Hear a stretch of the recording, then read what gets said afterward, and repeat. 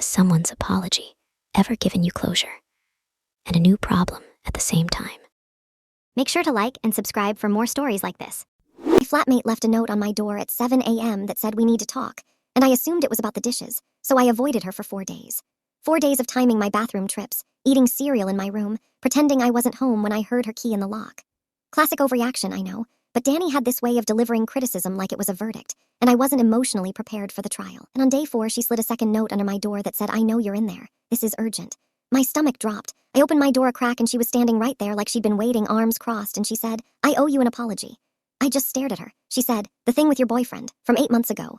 8 months. I hadn't forgotten, I'd just buried it. Marcus had come over to surprise me. I was at work. Danny had told him I wasn't home, that I'd mentioned ending things, that I'd seemed checked out for weeks.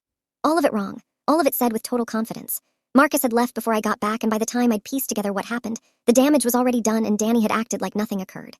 I'd spent weeks thinking I was losing my mind. So standing in that hallway, sleep-deprived and holding a half-eaten granola bar, I said, "Okay, it's okay." Because what else do you say? She had this whole prepared speech. She'd spoken to a therapist, apparently. Recognized a pattern of projecting her own relationship anxiety onto others. Actual therapy language. She was so earnest about it, reading off what felt like a structured apology from mental notes, and I'm nodding along, still in my pajamas, completely unprepared to process 8 months of quietly resented history at 7:15 on a Tuesday. And then she said, "I also need to tell you. Marcus reached out to me last week. He asked about you." The granola bar crumbled in my hand. I said, "What did you tell him?" She said, "The truth, that I'd lied, that you'd never said any of that."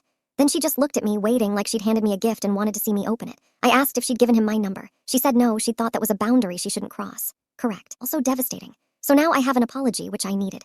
I have confirmation I wasn't gaslit into imagining it, which I also needed.